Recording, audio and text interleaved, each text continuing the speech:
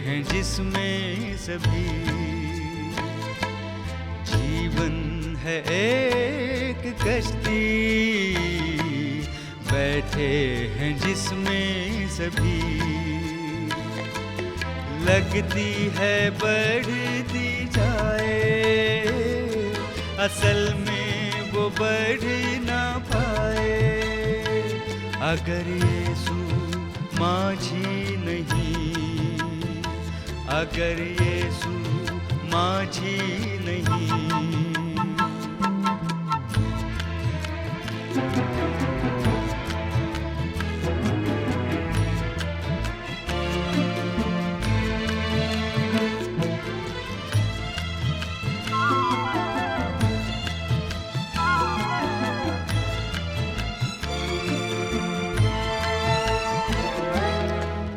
चाल आए तूफान आए, घबराए दिल ये मेरा।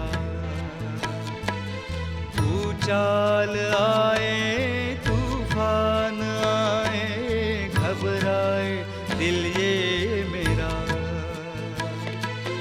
यीशु बनेगा तेरा सहारा, आज़मा ले तू उसको जरा।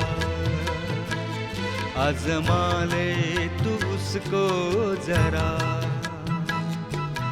जीवन है एक कश्ती, बैठे हैं जिसमें सभी। लगती है बढ़ती जाए, असल में वो बढ़ ना पाए।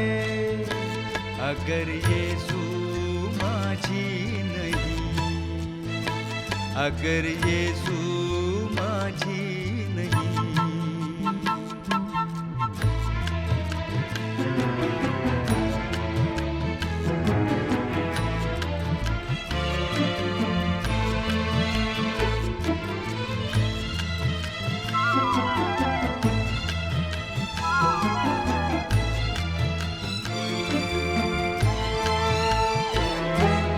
रास्ता कठिन और लंबा सफर हो, छाया हो अंधियारा। रास्ता कठिन और लंबा सफर हो, छाया हो अंधियारा। यीशु ही है जो पार लगाए, पहुँचाएगा वो किनारा। पहुँचाएगा वो किनारा। जीवन है एक कश्ती, बैठे हैं जिसमें सभी। जीवन है एक कश्ती, बैठे हैं जिसमें सभी। लगती है बढ़ती जाए, असल में वो बढ़ ना पाए। अगर यीशु माझी नहीं, अगर यीशु माझी नहीं, अगर यीशु माझी नहीं। स्वागत है भाई बहनों आप सबका इस विशेष कार्यक्रम में, जिसका नाम है परमेश्वर के अवशेष लोगों की पहचान। ये बहुत ही महत्वपूर्ण, बहुत ही विशेष कार्यक्रम है, जिसके द्वारा परमेश्वर हमें बताना चाहता है कि संसार के इस अंतिम युग में जो परमेश्वर के अंतिम समय के लोग हैं, जो विशेष लोग हैं, जो उद्धार पाए हुए लोग हैं, वो किस तरह के हालात से होकर गुजरेंगे और वो कैसे कैसे जयवंत होंगे। और इसके लिए हम बाइबल से तमाम उन उदाहरणों को देख रहे हैं जो हमारे जीवन को उत्साहित करने के लिए परमेश्वर के वचन में पाए जाते हैं। मेरे प्रियो, परमेश्वर आपसे बहुत प्यार करता है। जब आप परमेश्वर की राह में चलना चाहते हैं, जब आप उसकी आज्ञाओं का पालन करते हैं, जब आप उसकी गवाही को देते हैं, जब आप शैतान की शक्तियों का सामना करते हैं, मेरे प्रियो, उस समय आपके जीवन में एक विशेष गुण की आवश्यकता है और वो गुण हम आज वर्णन करेंगे, उसका आपके साथ हम जिक्र करेंगे और सीखेंगे कि परमेश्वर हमसे क्या चाहता है, हमारे जीवन में कौन कौन सी उन बातों का होना ज़रूरी है यदि हम परमेश्वर के अवशेष लोग हैं। तो मेरे साथ आप अपनी बाइबल को खोल सकते हैं, प्रकाशित वाक्य की पुस्तक और उसके 14 अध्याय और 12 पद को पढ़ते हैं। लिखा है, पवित्र लोगों का धीरज इसी में है जो परमेश्वर की आज्ञाओं को मानते और यीशु पर विश्वास करते हैं। बाइबल कह रही है कि वे लोग जो परमेश्वर की आज्ञाओं का पालन करते हैं और प्रभु यीशु मसीह पर विश्वास करते हैं, वे पवित्र लोग हैं। प्रियो, क्या बड़ा सौभाग्य है उन लोगों का जो कि पवित्र लोग हैं, जिन्हें परमेश्वर कह रहा है कि वे पवित्र लोग हैं और उनका धीरज इसी में है। एक हालात से, एक कठिन समय से परमेश्वर के लोग गुजरेंगे, क्योंकि हमारा माल युद्ध लहू और मांस से नहीं है, शैतान से और उसकी सेनाओं से है, उसकी शक्तियों से है। अंधकार की सारी शक्तियां हमारे विरोध में हैं और ऐसे में हमें और आपको जयवंत होना है। और जयवंत होने के लिए जिस बात की आज हम चर्चा करेंगे वो है धीरज। परमेश्वर के लोगों में धैर्य होना बहुत आवश्यक है। मेरे प्रियो, जबकि इस समय मैं आपके सामने खड़े होकर इस संदेश को दे रहा हूँ, मेरे अपने परिवार के ऊपर शैतान ने एक बड़े हमले को किया है। मेरा अपना बेटा जो 8 वर्ष का है, उसको एक बड़ी समस्या ने जकड़ा और वो यहाँ से 2000 किलोमीटर दूर है और वो इस समय अस्पताल में है। लेकिन परमेश्वर ने मुझे वो धैर्य दिया है कि मैं ऐसे हालात में आपके सामने खड़े होकर परमेश्वर की गवाही दे सकूं कि परमेश्वर अपने लोगों को किसी भी हाल में छोड़ेगा नहीं।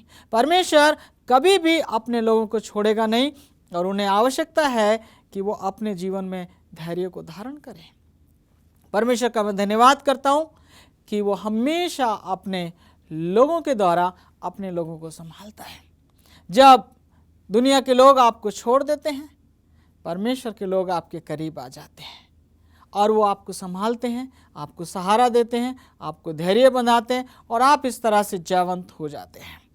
मेरे साथ आप चलें, याकूब की पत्री को हम खोलेंगे और उसका 5 अध्याय और 11 पद हम पढ़ेंगे। यहाँ पर लिखा है, देखो हम धीरज धरने वालों को धन्य कहते हैं। तुमने अय्यूब के धीरज के विषय में तो सुना ही है और प्रभु की ओर से जो उसका प्रतिफल हुआ उसे भी जान लिया है। वचन कहता है कि हम धीरज धरने वालों को धन्य कहते हैं। याकूब कहता है जो लोग धीरज धरते हैं उन्हें धन्य कहा जाता है। और आज हम अय्यूब के धीरज की चर्चा करेंगे। आज हम देखेंगे कि अय्यूब के जीवन में कौन कौन सी समस्याएं आई, क्योंकि अय्यूब जो है वो अपनी पीढ़ी में परमेश्वर के अवशेष लोगों का प्रतीक था। जिस समय अय्यूब इस दुनिया में पाया जाता था, उस समय संसार में काफ़ी अंधकार था। दुनिया के लोग दुनिया में मस्त थे और जब परमेश्वर की एक बड़ी सभा हुई, वहाँ तमाम जो ग्रह हैं, जो प्लैनेट हैं, जहाँ पर ईश्वर के लोग पाए जाते हैं, सब परमेश्वर की सभा में शामिल हुए। शैतान भी वहाँ पर गया, जो पृथ्वी का प्रतिनिधि होकर गया और शैतान से परमेश्वर ने पूछा, तू कहाँ से आता है? कहता मैं पृथ्वी पर डोलता हुआ आता हूँ। परमेश्वर ने उससे कहा, तू पृथ्वी का प्रतिनिधित्व नहीं कर सकता, क्योंकि पृथ्वी पर मेरा एक भक्त है, उसका नाम अय्यूब है, जो खरा मनुष्य है, जो धर्मी है, जो परमेश्वर का भय मानता है और बुराई से दूर रहता है। मेरे प्रियो, आज हम अय्यूब के ऊपर ध्यान करेंगे, क्योंकि परमेश्वर की नज़र में उस वक्त इस पृथ्वी के ऊपर एक मनुष्य था जो कि धर्मी था, परमेश्वर का भय मानने वाला था, बुराई से दूर रहने वाला था और वो खरा मनुष्य था, अर्थात उसके अंदर कोई भी खोट और कोई भी कमी नहीं थी। आइए मेरे साथ आप अय्यूब की पुस्तक में चलें और हम कुछ देर जो है अय्यूब की पुस्तक की में जाएंगे और कुछ बातों को सीखेंगे। 1 अध्याय का उसका 1 पद पढ़ते हैं जहाँ अय्यूब का वर्णन है। उस देश में अय्यूब नामक एक पुरुष था, वह खरा था और सीधा था और परमेश्वर का भय मानता और बुराई से दूर रहता था। ये उस व्यक्ति का परिचय है जो अत्यंत धनवान था, हर तरह से खुशहाल था, सुखी था। उसके पास तमाम प्रकार के पशु थे, तमाम उसके पास दास दासियां थीं और उसके 10 बेटे और बेटियां थे, 7 बेटे और 3 बेटियां। वो हर तरह से खुशहाल था, संपन्न था।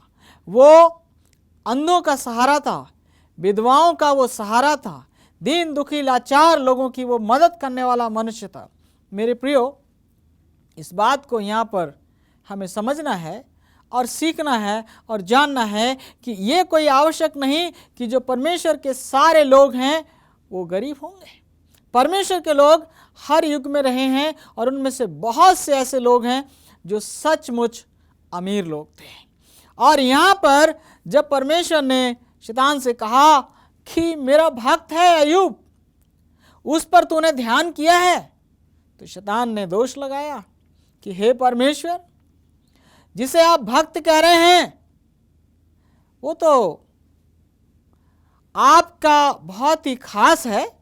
आपने उसको चारों तरफ से सुरक्षा दी है, चारों तरफ उसके बाड़ा बांधा है, उसको आपने धन संपत्ति, नौकर चाकर सब कुछ आपने दिया है, आप उसे आशीष देते हैं, वो आपकी आराधना करता है।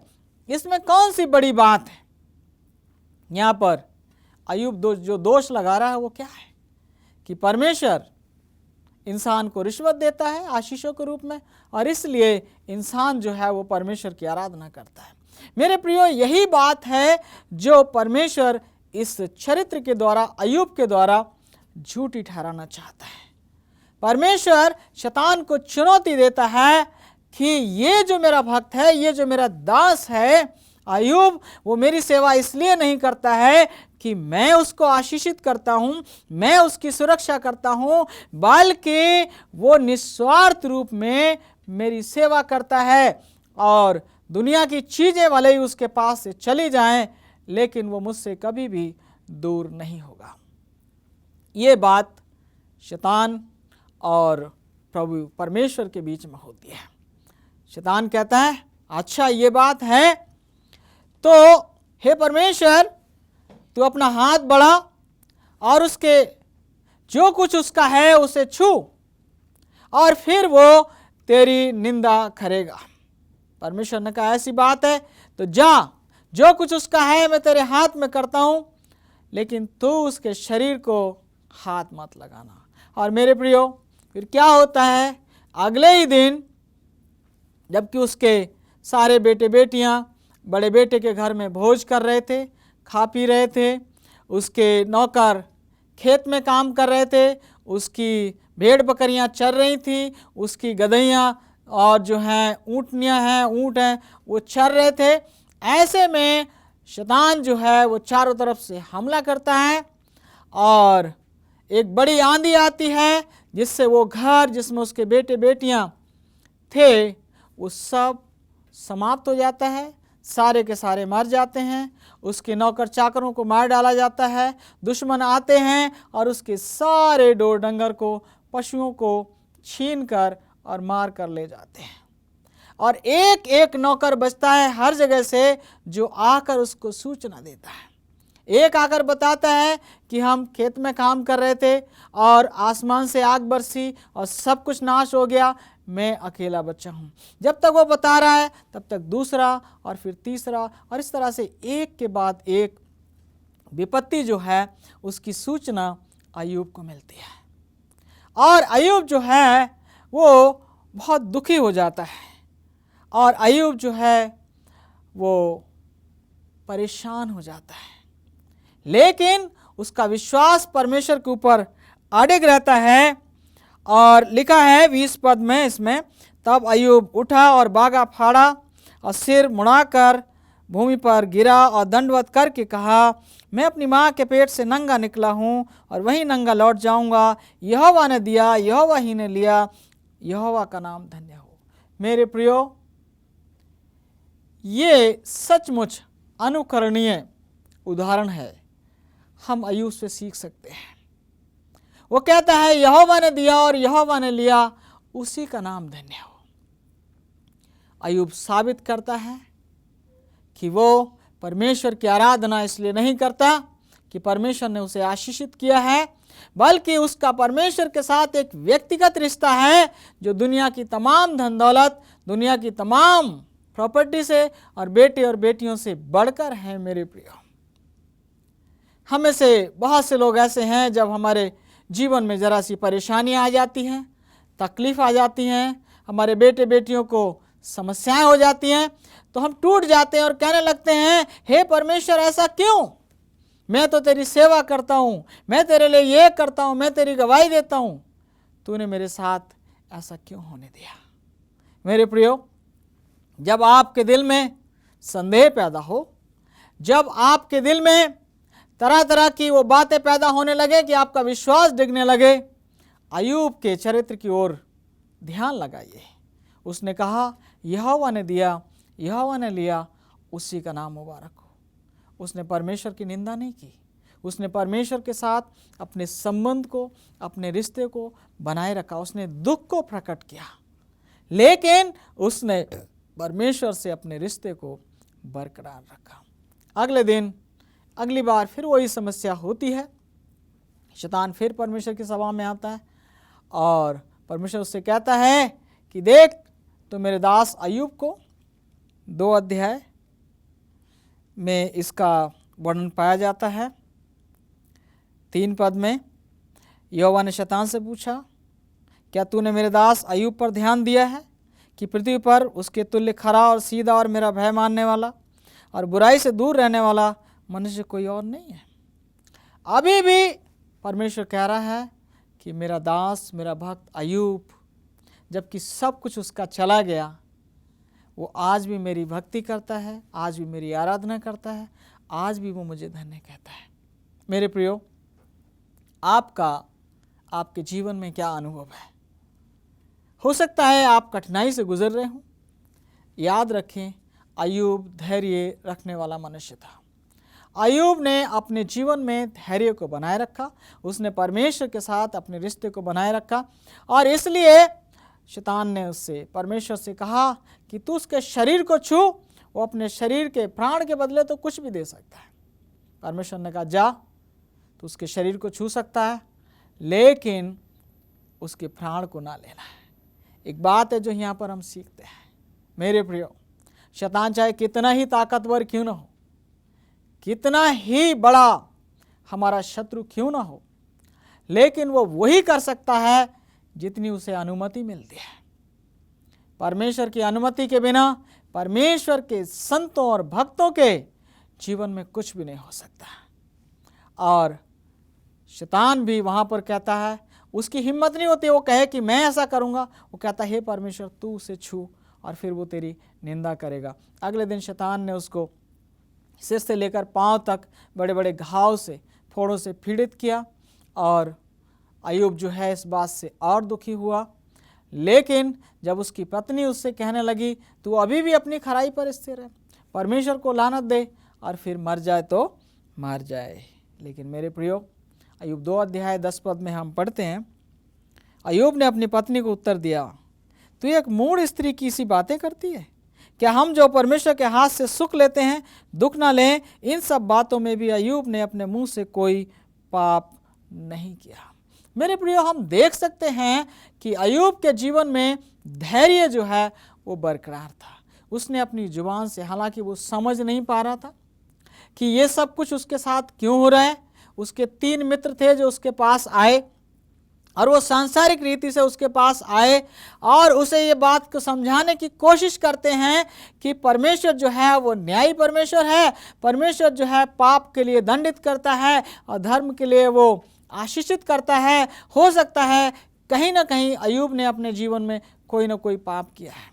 लेकिन मेरे प्रियो, ऐसे में जबकि उसकी सारी संपत्ति चली जाती है, उसका अपना शरीर रोगी हो जाता है, उसकी अपनी पत्नी का कॉन्फिडेंस उसके ऊपर से ख़त्म हो जाता है, उसके मित्र जो हैं वो उसको छोड़ देते हैं, उसको नहीं समझते हैं, उसकी पीड़ा को बल्कि और ज़्यादा बढ़ाते हैं। ऐसे में अय्यूब क्या कहता है, उसका धैर्य क्या कहता है? आइए मेरे साथ आप खोलें अय्यूब की पुस्तक, उसका 16 अध्याय और 20 पद को हम पढ़ेंगे कि अय्यूब जो है वो क्या कहता है अपने मित्रों के बारे में। मेरे मित्र मुझसे घृणा करते हैं, परंतु मैं परमेश्वर के सामने आंसू बहाता हूँ। यहाँ पर हम देख सकते हैं कि अय्यूब जो है बिल्कुल अकेला पड़ गया।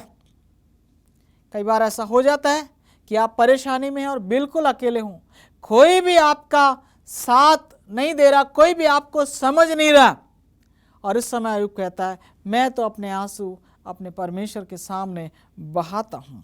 इसी के 19 अध्याय और 25 पद में हम पढ़ेंगे, उसके विश्वास को देखें वो क्या कहता है।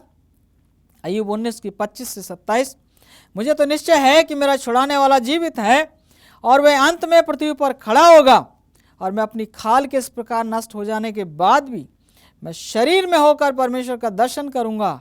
उसका दर्शन मैं आप अपनी आंखों से अपने लिए करूंगा और कोई दूसरा नहीं, यद्यपि मेरा हृदय अंदर ही अंदर चूर चूर भी हो जाए।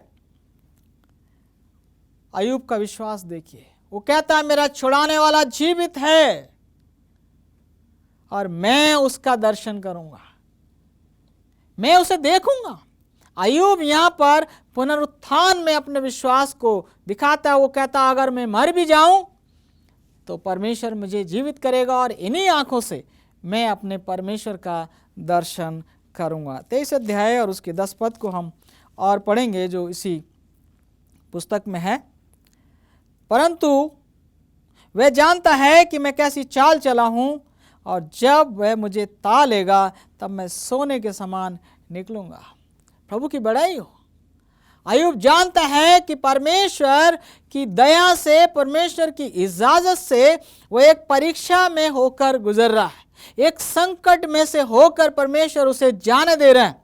अय्यूब का विश्वास अटल है और वो कह रहा है मैं जानता हूं कि जब वो मुझे ता लेगा तो मैं सोने से भी खरा निकलूंगा, सोने के समान मैं खरा हो जाऊंगा।